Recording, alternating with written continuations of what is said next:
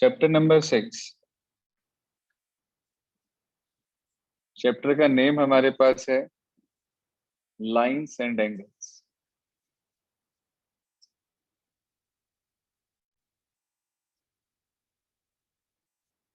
Exercise number 6.1 most important chapter है हमारा, क्योंकि ज्योमेट्री का पहला चैप्टर है एनसीईआरटी का। तो इसलिए बहुत ध्यान से समझेंगे, कहीं कोई दिक्कत हो, पूछना हो, समझना हो तो वहीं रोक कर समझ लें। एक और बात ज्योमेट्री के क्वेश्चंस में आपको याद रखनी है कि एग्जाम में कभी भी ज्योमेट्री का क्वेश्चन आए तो आप उसमें बिना फिगर बनाए उस क्वेश्चन को ना करें। आप घर पे भी अगर प्रैक्टिस कर रहे हैं तो ध्यान रखें इस चीज का कि आपको फिगर जरूर बनानी है पहले हर क्वेश्चन में। जब भी कभी आपकी नोटबुक में अपने पास मंगाऊंगा चेक करने के लिए, तो उसमें यदि बिना फिगर के एक भी क्वेश्चन मिल गया मुझे तो बस वही चिंता चिता चिता जिसे कहते हैं। डियर सर, क्वेश्चन क्या कहता है, ध्यान से सुनिए। कह रहा lines A B and C D intersect point O, these are the straight.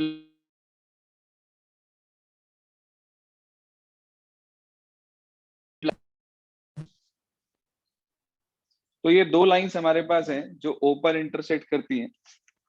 आगे इसने बोला if angle AOC plus BOE, AOC plus angle BOE, इन दोनों एंगल्स का सम आपको 70 डिग्री दिया है। आगे कह रहा है एंगल बीओडी 40 का है, ये वाला एंगल बीओडी 40 डिग्री का है। उसने हमारे से बोला कि हमें एक तो एंगल और एक रिफ्लेक्स एंगल सीओई निकालना है। ध्यान दीजिए, सबसे पहले हम लिखते हैं ज्योमेट्री के क्वेश्चंस में गिवन। गिवन में क्या क्या लिखेंगे आप कि A B and C D are two straight lines, A B and C are two straight lines, angle AOC plus angle BOE equals हमें दिया है 70 डिग्री, और साथ ही साथ आपको एंगल बी और डी की वैल्यू दी है 40 डिग्री। नेक्स्ट हम लिखते हैं टू फाइंड। देखो दो चीजें आती हैं यहाँ, टू प्रूव या टू फाइंड। टू प्रूव का मतलब अगर हमें कुछ प्रूव करना होता है तो लिखते हैं टू प्रूव, और अगर कुछ एंगल निकालना है कोई भी तो लिखते हैं टू फाइंड। दो एंगल्स हमें यहाँ पर निकालने हैं, एक तो एंगल बीओई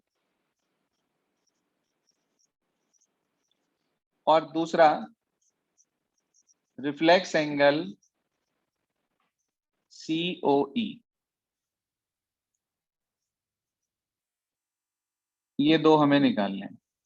इसके बाद यदि कोई कंस्ट्रक्शन है, ध्यान से सुन लीजिए, यदि कोई कंस्ट्रक्शन है क्वेश्चन में तो आप कंस्ट्रक्शन करेंगे। वन सिंगल माइक बंद करें अपना। यदि इसमें कोई भी कंस्ट्रक्शन होगी तो हम यहाँ करेंगे, और यदि कंस्ट्रक्शन नहीं है तो उसके बाद सीधा हम क्वेश्चन का सॉल्यूशन करेंगे। देखो, अगर कुछ फाइंड करना है तो सॉल्यूशन लिखते हैं, कुछ प्रूव करना है टू प्रूव यहाँ लिखा तो यहाँ लिखते हैं प्रूफ, PROOF। लेकिन ये सिर्फ तब लिखते हैं when we have to prove anything, when we have to find the angles, that's why we write only solution। अब मुझे एंगल एक तो निकालना है BOE, BOE ये वाला एंगल। हाँ बेटा, AB and CD are two straight lines, and you all know when the two straight lines intersect each other, then these types of angles are known as what? Vertically opposite angles। तो ये vertically opposite angles कहलाते हैं। And the vertically opposite angles are supplementary और equal? Equal supplementary sir, equal. Equal. Supplementary जिन्होंने बोला बिल्कुल गलत है जी। वर्टिकली इक्वल होते हैं, लीनियर पेयर आपस में सप्लीमेंट्री होते हैं। बिल्कुल ये पॉइंट होता है हमारे पास। तो ये एंगल और ये एंगल आपस में इक्वल है due to vertically opposite angles. अच्छा, अगर ये 40 है तो एंगल AOC कितने का हो जाएगा? 40 डिग्री। वो भी 40 हो जाएगा। अच्छा, AOC का और BOE का सम, इन दोनों एंगल्स का सम 70 डिग्री है। ये 40 आ गया तो ये कितने का होगा? 30 30 डिग्री। बिल्कुल ठीक बात, 30 डिग्री का होगा। जरा देखना क्या एंगल BOE निकल गया? Yes sir. Yes sir. देखो, कोई रट्टाफिकेशन मत लगाना। बहुत सारे स्टूडेंट ऐसे हैं, मुझे पता है, क्लास 8 तक वो क्या करते हैं, ज्योमेट्री के क्वेश्चंस का रट्टा लगाते हैं। मेरा ये मानना है कि ज्योमेट्री सबसे आसान पार्ट होता है मैथमेटिक्स का, क्योंकि इसके अंदर सब कुछ क्वेश्चन में ही होता है। सिर्फ हमें उसकी असेंबलिंग करनी होती है, मतलब we have to arrange them in a proper way, like jigsaw puzzle. Puzzle सुना है आप लोगों ने कभी? तो पजल की तरह ही होता है ये। ज्योमेट्री जो होती है ये पजल होता है, ये और कुछ नहीं होता। तो आपको क्या करना है, सिर्फ आपको इनको अरेंज करना होता है। अब मुझे एंगल BOE चाहिए था तो वो मेरे पास 30 डिग्री आ गया, क्योंकि ये 40 तो ये 40, इन दोनों का सम 70, ये 40 था तो ये 30 हो गया। पहला काम खत्म। अब मांगा रिफ्लेक्स ऑफ COE। ध्यान से सुन लो, जब भी कभी किसी भी एंगल का रिफ्लेक्स मांगे, पहले आप वो एंगल निकाल लो। जब भी कभी वो आपसे किसी भी एंगल का रिफ्लेक्स मांगे तो आप वो पर्टिकुलर एंगल निकाल लो पहले, और उस एंगल को 360 में से माइनस कर दो। देखो ये है COE और बाकी का ये पूरा, ये कहलाता है रिफ्लेक्स ऑफ COE। आपको पता है कंप्लीट एंगल कितने डिग्री का होता है? 360 डिग्री। 360 डिग्री होता है। अब क्योंकि कंप्लीट एंगल 360 डिग्री होता है, ये एंगल हमने निकाल लिया, तो हम बड़े आराम से 360 में से माइनस करके उस एंगल का रिफ्लेक्स निकाल सकते हैं। तो याद रखना, when we have to find out the reflex of any angle, then we subtract the angle from 360 degree, and if we are having the value of reflex of any angle, then we subtract that reflex from 360 to get the particular angle. Angle निकालना है तो reflex को 360 में से minus करेंगे, और अगर reflex निकालना है तो एंगल को 360 में से माइनस करेंगे। बात समझ में आ गई? Yes sir. मेरे पास एंगल COE नहीं है, मेरे पास एंगल COE नहीं है। तो पहली कोशिश कि मैं COE निकाल लूं। जरा ध्यान देना बोर्ड पे, ये एंगल और ये एंगल, इन तीन एंगल्स को ध्यान से देखो आप, ये स्ट्रेट लाइन पे बने हैं। तो इन तीनों का सम कितना होगा? 180 डिग्री। 180 डिग्री होगा। क्यों होगा 180 डिग्री? सर स्ट्रेट लाइन है। क्या कहते हैं इन्हें, इस तरह के एंगल्स को क्या कहते हैं? Linear pair. अच्छा, एक मुझे छोटी सी बात बता सकते हो, पेयर में कितनी चीजें होती हैं? दो। यार पेयर में दो चीज होती हैं और तीन एंगल को आप लीनियर पेयर कह रहे? मेरे हिसाब से तो बिल्कुल सरासर नाइंसाफी है। तो इसके सुन लीजिए ध्यान से, तो इसका ये मतलब हुआ कि हम ये कह सकते हैं ये लीनियर पेयर नहीं है, ये है angles on the straight line. क्या है ये? Angles on the straight line. तो याद रखना, जब भी कभी एक स्ट्रेट लाइन पे दो से ज्यादा एंगल हो, in that case you have to write angle on the straight line, not linear pair. Pair means two, not, अगर ये और ये एंगल की बात करूं मैं, एंगल AOD और एंगल BOD की बात करूं, तो ये दोनों लीनियर पेयर हैं, लेकिन ऊपर के तीनों का सम 180 है, मगर उनके लिए लीनियर पेयर यूज नहीं होगा। वहां पर हमारे पास आर्यन राज, माइक बंद करें अपना, वहां पर आप यूज करेंगे angles on the straight line. Fine. अच्छा, इसका Yes, इसका और इसका सम 1, इन दोनों का सम 70 है, तीनों का सम 180 है। आप मुझे ये वाला एंगल बता सकते हो कितने का आएगा? 110 degree. 110 डिग्री आ जाएगा जब हम इसको कैलकुलेट करेंगे। 110 ये आ गया, लेकिन मुझे ये नहीं निकालना है, मुझे इस एंगल का रिफ्लेक्स निकालना है। तो कितना आएगा रिफ्लेक्स? 250 degree. 250 degree. 250 डिग्री। जरा आंसर चेक करो बुक में, 30 डिग्री और 250 डिग्री है क्या? चेक करिए answer please. Yes, sir. Clear हो गया सभी को? Yes, sir. चले आगे। Yes, sir. अब Yes, sir. अब आपने समझ लिया है, अब हम इसको करेंगे। देखिए ध्यान से, ज्योमेट्री के क्वेश्चंस पहले एक्सप्लेनेशन होगा, फिर कैलकुलेशन होगी, then you have to repeat each and every question at home. अगर आपने रिपीटिशन और मैंने आपकी कॉपी मंगा ली तो बस फिर वही समझते हो आप, क्या चिंता था चिता चिता। आप कहेंगे एंगल AOC, हाँ बेटा, इक्वल होगा एंगल BOD के। क्यों? वर्टिकली अपोजिट एंगल्स, यही angle AOC equal angle BOD, इसलिए vertically opposite angles. But angle BOD कितना है?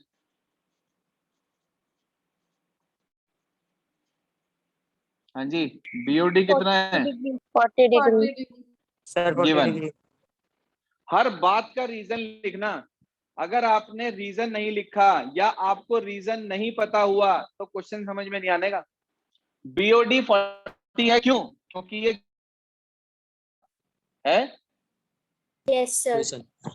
अब BOD AOC के इक्वल है और BOD 40 है, तो इसका मतलब AOC कितने का हो गया? 40 degree. ये हमने निकाल लिया, इसकी हमें जरूरत नहीं थी, ये निकल कर आ गया हमारे पास। अब हमें इतना पता है नाउ कि एंगल AOC का और एंगल BOD का सम 180 नहीं, BOE का, सॉरी, BOE का सम 70 डिग्री है। इसके अंदर अगर मैं AOC को 40 रख दूं तो बता सकते हो BOC कितना आएगा? 30 Sir, 30 degree. बिल्कुल सही, 30 degree. 30 degree. Angle BOE 30 degree आ गया। ये हमारा पहला आंसर है, इसलिए आप इसे हाईलाइट कर देंगे बॉक्स में लिखकर। इसके आगे क्या रीजन देंगे? यहाँ गिवन, और यहाँ लिखेंगे आप फ्रॉम फर्स्ट, क्योंकि हमने 40 डिग्री कहां से पुट किया है? फर्स्ट इक्वेशन से। Fine, any query? No, sir. No, sir. तो ये आपके पास BOE आ गया। हमने गिवन लिखा, टू फाइंड लिखा, और पहला पार्ट BOE हमने कैलकुलेट कर लिया। अब हम आगे चलते हैं। BOE के बाद हमें COE का रिफ्लेक्स चाहिए। मैंने पहले ये लिखा कि भाई AB is a straight line, आप लिखें अपने पास since AB is a straight line, क्योंकि AB एक स्ट्रेट लाइन है, तो इसलिए angle AOC plus angle COE plus angle BOE, तीनों का सम 180। रीजन बताओ? Linear pair, Sir, angles at the straight line. Angles on the straight line. Angles on the straight line. Reason लिख लेना, mention नहीं कर रहा हूं मैं यहाँ पर। Angle on the straight line लिख देंगे आप, angle on the straight line. जी हाँ, AOC कितना है? Sir 40 degree. 40 degree. BOE कितना है? 30 डिग्री। 30 degree. 30 डिग्री। दोनों की वैल्यू यहाँ रख दीजिए और कैलकुलेट करके बताइए COE कितना आ गया?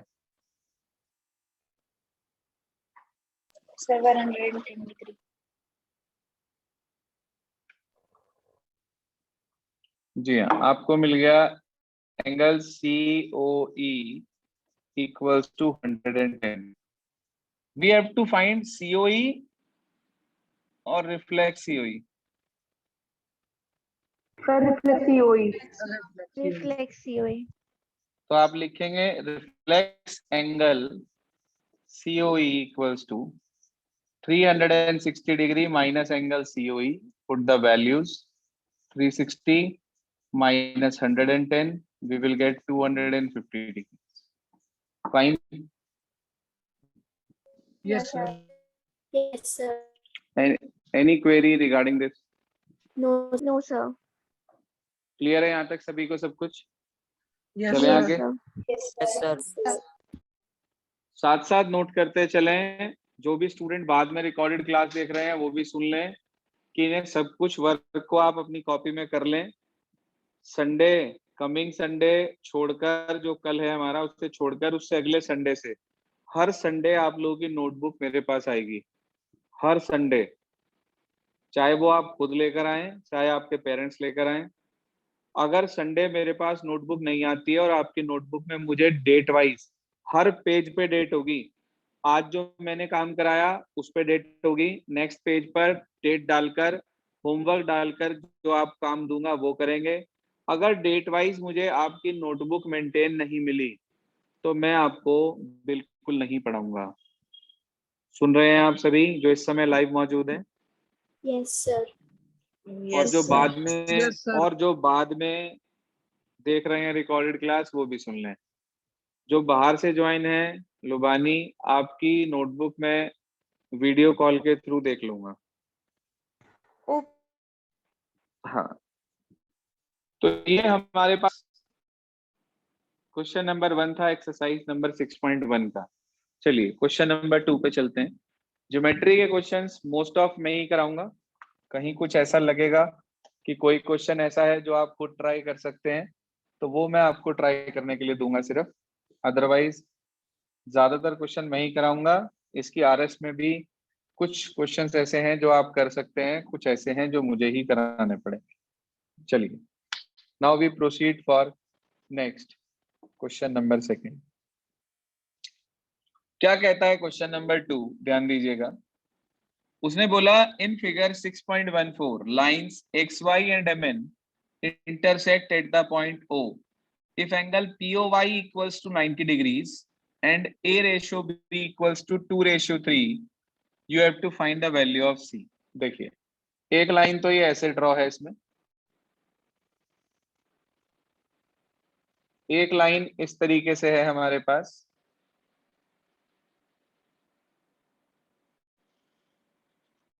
और एक यहाँ पर ये 90 डिग्री के एंगल पर है.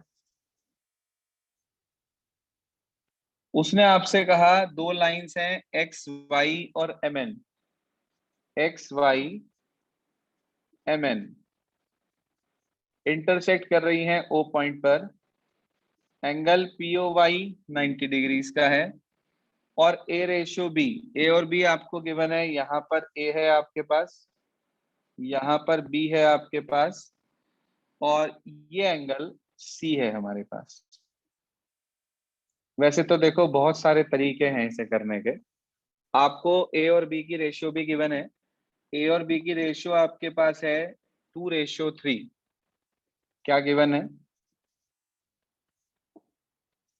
एंगल POY 90 डिग्रीज है, A रेशियो B आपके पास 2:3 है. हमें फाइंड करना है C. जी हाँ, सॉल्यूशन. हाँ बेटा, आपको A और B दो एंगल्स दिए हैं 2:3 में. तो अगर आपके पास एंगल A और B 2:3 में है तो आप A को ले लेंगे 2x और B को ले लेंगे 3x. ले सकते हैं? yes, sir. हाँ. अब जरा मुझे क्वेश्चन में देखकर बताओ, फिगर में XY एक स्ट्रेट लाइन है,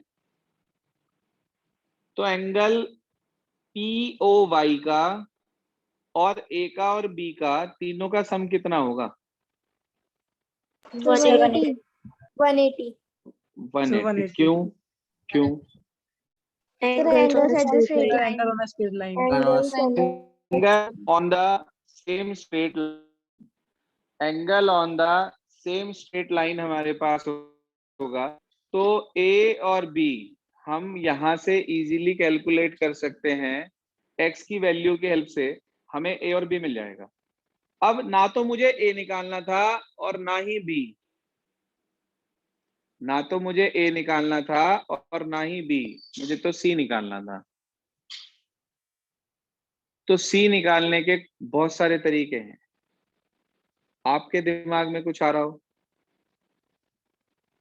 सर बी का वर्टिकल अपोजिट एंगल निकाल के उससे लीनियर पेयर से निकल जाएगा। कौन सा एंगल निकाल के? बी का vertically opposite? Yes sir. Yes, sir. ठीक है। अच्छा, डायरेक्ट बी और सी का सम 180 नहीं दिख रहा आपको? Yes, sir. Yes, sir. MN भी तो स्ट्रेट लाइन है। Yes, sir. Yes, sir. तो अगर mn एक स्ट्रेट लाइन है तो हम b plus C equal to 180 रख देंगे, b की वैल्यू पुट कर देंगे जो हमने कैलकुलेट करी है with the help of x, and by putting that value of b we can easily calculate the value of c। अच्छा, और कोई तरीका भी आ रहा है किसी के दिमाग में? वो वर्टिकली से तो निकल ही जाएगा, चलो और कुछ दिख रहा है किसी को?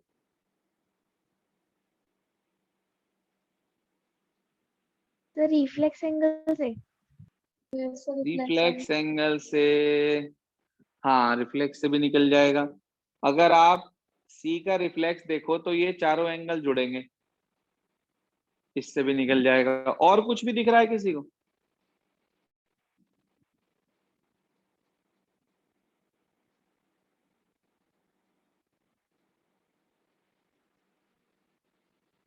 अच्छा ध्यान दो, अगर मैं पी ओ वाई और ए को जोड़ दूं तो क्या सी उसका वर्टिकली अपोजिट नहीं है? Yes, Yes, sir. sir. Yes, sir. भाई देखो ना ध्यान से, दो स्ट्रेट लाइन है एक्स वाई और एम एन, इन दोनों के बीच में सी बन रहा है और सी के ठीक वर्टिकली में पी ओ वाई और ए को जोड़ के एंगल जो आएगा वो उसके वर्टिकली में है। मुझे पी ओ वाई पता है 90, ए मैंने कैलकुलेट कर ही लिया एक्स की हेल्प से। अब मुझे ए मिल गया, पी ओ वाई मिल गया, दोनों को जोड़ दूं, जितना इन दोनों का सम होगा उतना ही सी होगा या नहीं होगा? Yes sir. Yes, sir. Yes, sir. Yes sir. मैं फिर कहूंगा एक बात दोबारा से, रट्टा भी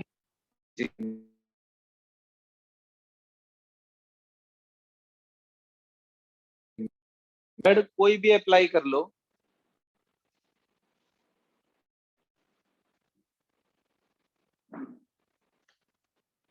मेथड आप कोई भी अप्लाई कर लो, उससे कोई फर्क नहीं पड़ने वाला।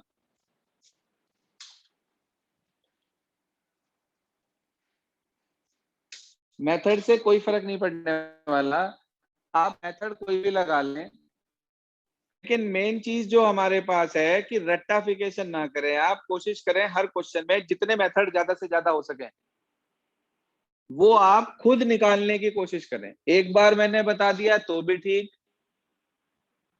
और एक से ज्यादा बार बता दिया कोई मेथड, दूसरा आप अप्लाई करें वो भी ठीक। क्लियर हो गया भाई concept? Yes, sir. Yes sir. चलिए, अब मुझे ये बताओ कि क्वेश्चन नंबर 2 मैं कराऊं या एक बार आप ट्राई करने के लिए दूं? Sir, try कर लेंगे. ट्राई कर लेंगे। ट्राई करने के लिए दे दूं Yes, sir. तो एक्सप्लेन कर दूं, एक बार करके दिखाऊं? सर खुद ट्राई करने के लिए Sir, खुद से try करेंगे. ट्राई कर लेंगे। चलिए, तो एक काम करें, नोट करें अपने पास कि आज आपको करना क्या है। ज्यादा काम नहीं दे रहा हूं। क्वेश्चन 1, क्वेश्चन 2, क्वेश्चन नंबर 3, ये 2 क्वेश्चन आप खुद ट्राई करेंगे। क्वेश्चन 1 मैंने आपको एक्सप्लेन कर दिया है। Fine? Yes sir. Yes, sir. Yes. ठीक है, बस आज के लिए फिर इतना ही करते हैं, क्योंकि ज्यादा वर्क हम लेकर नहीं चलेंगे अभी, जिससे कि अभी कल परसों का हमारा एग्जाम बचा है, उसमें कोई दिक्कत ना है। बस आज के लिए इतना ही। Okay students.